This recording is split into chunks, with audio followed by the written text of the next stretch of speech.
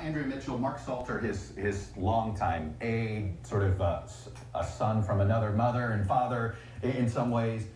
This is what he wrote in the Washington Post this weekend. McCain was a romantic about his causes and a cynic about the world. He had the capacity to be both things and to live with the contradiction. He had seen human beings at their best and worst, often in the same experience. He understood the world as it is, with all its corruption and cruelty, but he thought it a moral failure to accept injustice as the inescapable tragedy of our fallen nature. He was realistically optimistic, I guess.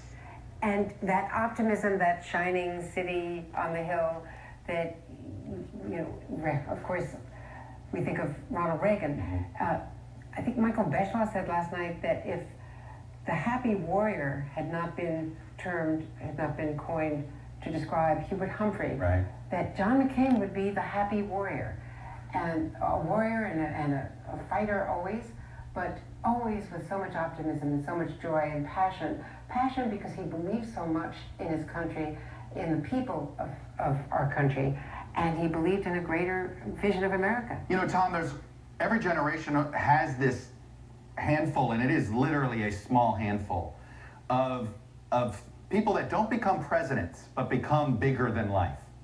John McCain is one of those people. Patrick Moynihan was probably best representative of the generation previously. How did he achieve that status in your mind? Well, I think you achieve that by sailing against the winds that are prevailing.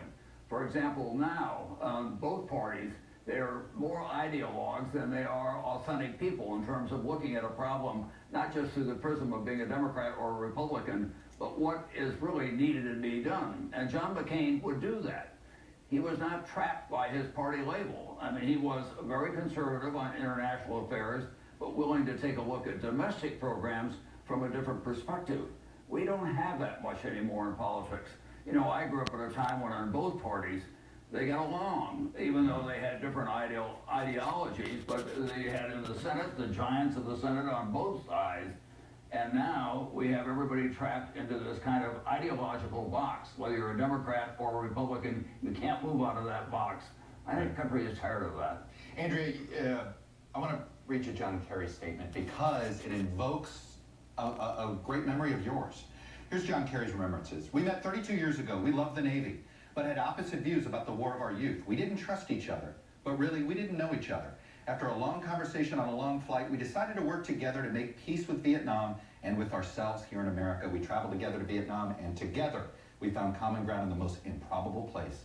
I stood with John, the two of us alone, in the very cell in the Hanoi Hilton, where years of his life were lived out in pain, but always in honor. Tell me about that trip.